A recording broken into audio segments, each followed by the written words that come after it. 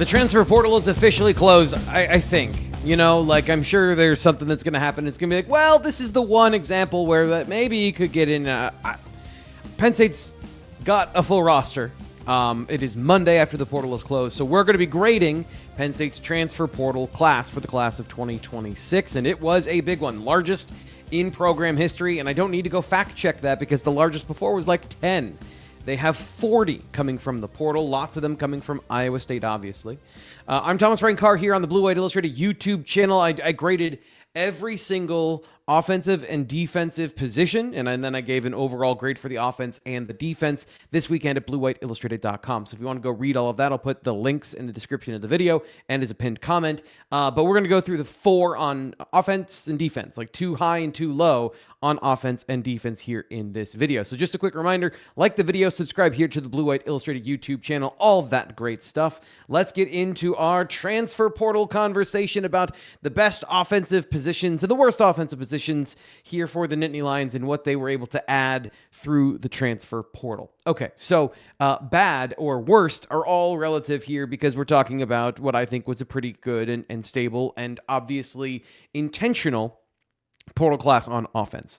Let's start with quarterback, and let's start with the grade that everyone was yelling about when I gave them a D or something like that for not getting Ethan Grunkmeyer to stay. Well, guess what? They get an A for having Rocco Becht as their transfer portal quarterback. Gave him an A- just because they wanted to add another body. By our reporting at bluewhiteillustrated.com, we talked about that. As of now, I don't think it worked out necessarily. An A+, what would that be? That would be they were able to keep the Ethan Grunkmeyer and have Rocco Becht or get a second portal quarterback. It's unrealistic. First off, this is the thing. It's like I wanted to make A+ and A like borderline psychotically unrealistic, just so that we have the understanding of like nobody's in this situation at all. Like nobody has 2 quarterbacks that they feel like are starting quarterbacks in college football almost anymore at all. And yes, there are some places and some exceptions, but when you're going into the transfer portal, you don't usually bring in 2 quarterbacks. Virginia did it this offseason, I understand. The important thing here is they got their guy.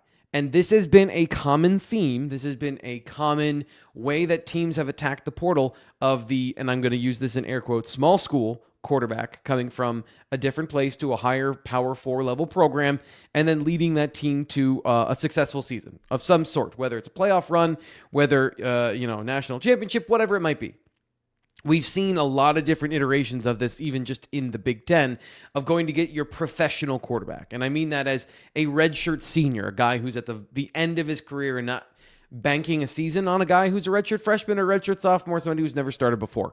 So Penn State did that. And not only they did that, they brought in their quarterback from their system.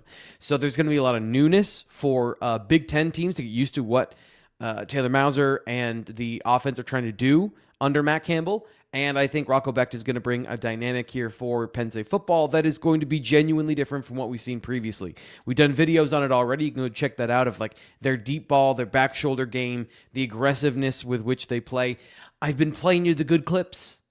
There's good and bad in there. Rocco Becht is not a perfect quarterback. This is not a future number 1 overall pick in my estimation. He can be an NFL quarterback, but like when you're 6'1" and you're not...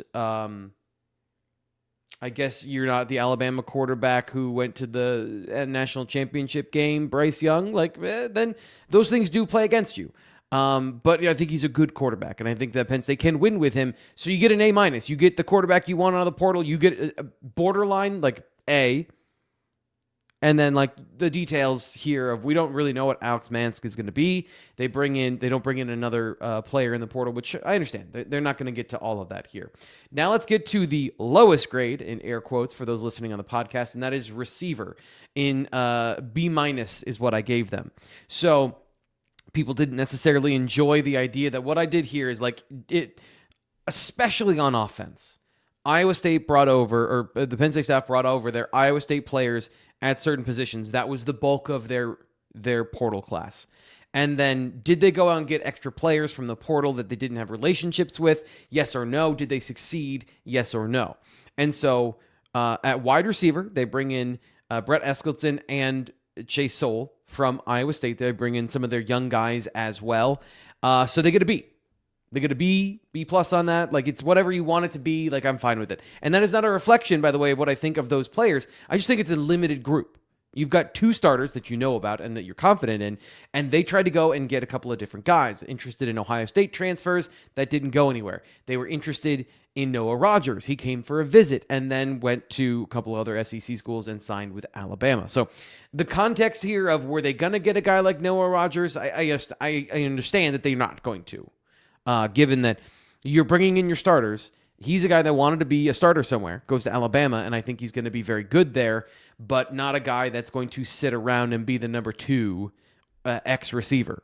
Probably wants to go somewhere and be the number 1 receiver overall, not just the starter at his position. So it was a tough place to be, but they did try to add some experience, because right now what you have is you have 2 players with experience, and then a lot of guys I like, but, young depth that is very untested. Even the guys they bring over, Keith Jones Jr., they get from Grambling State, a guy who has a year of production at Grambling State, needs to get bigger. He's an older guy, as a redshirt. I think he'll be a redshirt sophomore. So there's a little bit of play there from the veterancy, but on a level where there's a big projection, and from a body type that needs a projection to this level, where he's not going to be able to play exactly how he did last year and then just be that good at the Big Ten level. So I think they were in a tough spot, having decided who, I don't think, if you asked any coach, they would tell you every position's up for grabs. There is no such thing as a guaranteed starter, and yet it would be disingenuous to say that like certain guys don't have a massive advantage of having been the starter already.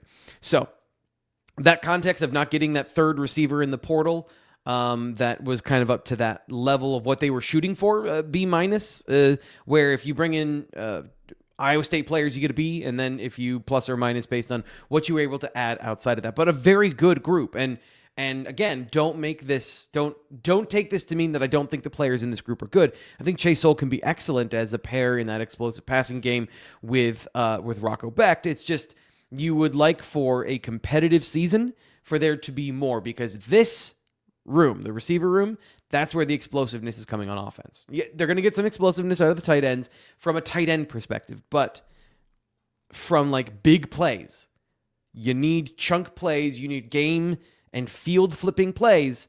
It's 2 players on the roster, and that's what they got out of the transfer portal. So good they got them. You would have liked to have one more guy that you feel like can get into that rotation, and they might. But it's going to be a young guy like Lyric Samuel, Peter Gonzalez, Kobe Howard obviously is going to be, I think, the starting slot receiver and maybe the backup X. He doesn't fit necessarily exactly their prototype, but he's a good football player, and I think he can factor into that. But you'd like to have just one more body right out of this group. So maybe a B- is harsh. I'm probably talking myself into a B or a B+, and then an A+ or an A- or whatever would have been higher than that. But here's the reality before we get to it. These are kind of my opinion and my gauge of how things went. But generally, the points are made up and don't matter, right? Like, this is whose line is it anyway in grading. So let's get into the defense. And let's start with the downside. Then we'll get to the upside. We're going to start with defensive end, C-. Again, I like the players they brought in. I get their fit. I understand why they brought in Alexander McPherson from Colorado. I think he's got potential and upside, but again, we're talking about upside that is yet realized because of the size and growth projections. Then they bring in 2 guys from Iowa State that I think are going to be defensive ends, but maybe not, in Akena Ezeagu and Elijah Cornell. Not guys that rush the passer necessarily. Like, I don't think that they may have pass rushing upside in a different system, but they did not show that at Iowa State. And so you might not even count those guys as defensive ends, honestly. One's 285, one's 290. And then after that, what you brought in was McPherson. And so that's not a big group, and a group that you feel like you like the potential of that room with Ivan Kamaju and Max Granville. You would hope they would bring in one veteran pass rusher with experience and or production, a guy who was at least a little bit older and was the ready-made height, weight, speed. The body's all ready to go. The game is there. All he needs to do is, good situation, production should follow. And they didn't have a lot of opportunities, to be honest with you.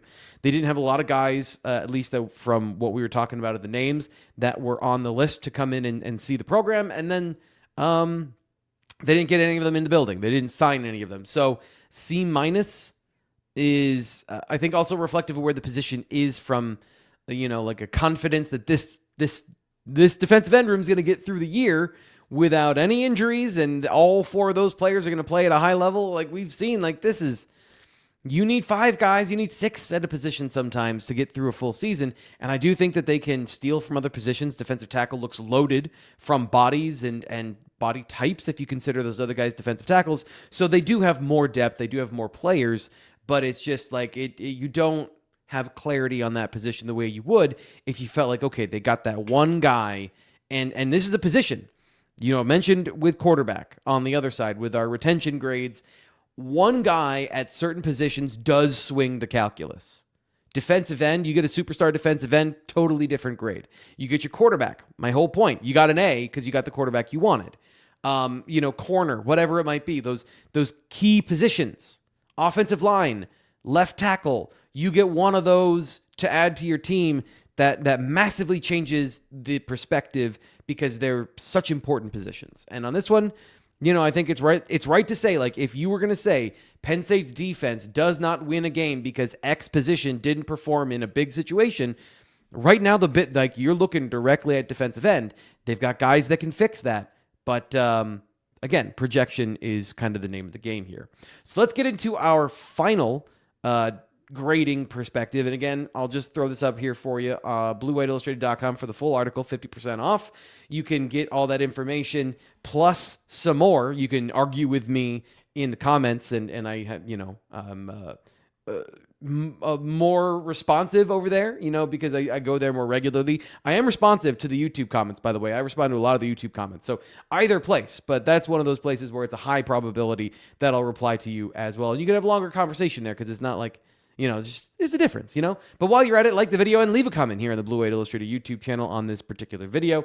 And we'll get to our final grade after this. Have you heard of Way Fruit Farm? It's this great farm market bakery and cafe. You can shop with them either at their farm in Port Matilda or downtown State College. No way. Yes, Way Fruit Farm. They have all sorts of seasonal fruits and veggies. Way cool.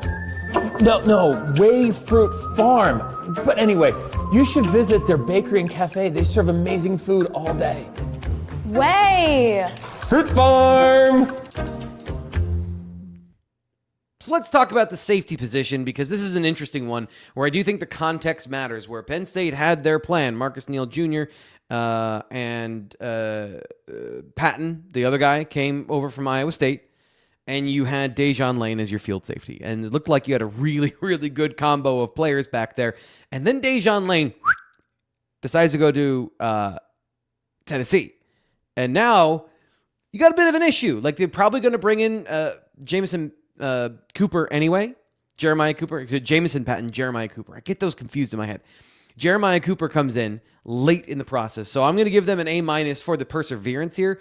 And I do think because Jeremiah Cooper isn't playing corner and he's going to play safety, that bumps up the grade for me as well, because a guy that could play corner in any system and then you move him to safety, I think that's a positive step forward for the athleticism of the position. I understand this is the thing, is like, he's not going to be playing nickel where he was in 2024 for Iowa State, at least in my estimation, because they have a screaming giant hole at safety if he doesn't start at safety, at pure safety. From what I've seen in his defense, they're not going to be playing 3 of them. They're going to play 2 in a traditional style defense. And this is where it's going to be very interesting as to his fit, because I think he can fix a lot of different positions. He could bump down to the nickel and sub packages, but I think we should start with him as the idea of being the field safety, free safety, whatever you want to say it, in this defensive scheme under D'Anton Lynn. And that swing, the drama of losing Dejon Lane and being able to get Cooper into the building with some of the pulls in the transfer portal, where he might have had other opportunities and decided to join this staff here as a guy who was a Iowa State guy looking elsewhere. I think it's a win. And that's that. Plus, I think Amarian Davis from Boston College probably was my favorite non-Iowa State portal commit, because I liked his game and I think he's got a bright future. There's a lot of versatility to what he can do, and he might be a future high-level starter for the Penn State defense. And then, let's just talk about Marcus Neal Also a guy that I think can be special and a tone setter in this particular team. He's probably my favorite overall eval of any player in the transfer portal on either side. Him and Rocco Becht. Like to me, he is the Rocco Becht of the defense for the Iowa State transfers. If you're going to bring in one player that is the prototype example of, okay, here's what we believe in at Iowa State that is now coming to Penn State, and this is going to be the tone setter of our defense, it's Marcus Neal. That's what they want all their DBs to play like. He's got a tenacity to him. He's got a ferocity to him. And he could be the heartbeat of the defense for Penn State next year as somebody who's going to be a culture setter. And I know that doesn't mean a whole lot when you just say words like that. But what you want from your DBs is aggression, pursuit, and relentless play. And obviously you want great technique, all those other things, but you want 5, 6, 7 players at the football after every single play. Marcus Neal is going to be one of them who's the first there no matter where the ball is. So that's what you're asking the other players to emulate. And if you got that in a guy that is going to be in the center of your defense, both literally and metaphorically, it does raise to me the level of the conversation about this player and this position. So the drama of it, the players they acquired, and how they fit into what I think is going to be a modern defense at Penn State. I think that is the opposite of what we said about defensive end. If Penn State is going to win games, the secondary is going to be the part that leads them. And for the broader context of now we're not talking about grades anymore, corner, safety, those two positions I think are the strongest on the team overall. And bringing in those players we just talked about for the safety position, I think that's a big win for Matt Campbell and his staff here in their first year at Penn State. It wasn't a complete effort across the board. There's still obviously holes we've talked about, and there's more nuance to the conversation. I do think that there's a plan. Last thing I'll talk about, and we'll talk about this more this week on the Blue White Illustrated live show, Tuesday, Wednesdays, and Thursdays, is that there is a clear plan on offense and defense about what they want to be, and the players they brought in, they have clear, in my opinion, they have clear roles in this offense and in this defense, and how they want to make those guys into a successful group overall, where maybe you don't have superstars at every position, but you got guys who are very good at doing the things you're going to ask them to do, and that might be the success, is that everyone plays their role to the highest level possible. What are all those roles? We'll be talking about that at BlueWhiteIllustrated.com and here on the YouTube channel over the next coming weeks and months. We're now it is officially the off season. So I mean this literally and I mean this emotionally. Please don't go anywhere. Stay with us here on the Blue White Illustrated YouTube channel. We'll be talking about Penn State football all the way through with recruiting, spring football's coming up, winter lifting, all that stuff that we do every single year, new staff, new things to learn about how these things are going to go. It's an information year, so you want to stay locked in because you don't get year one over again. And we'll be back to talk about it on the BWI live show here on more videos from Blue White Illustrated.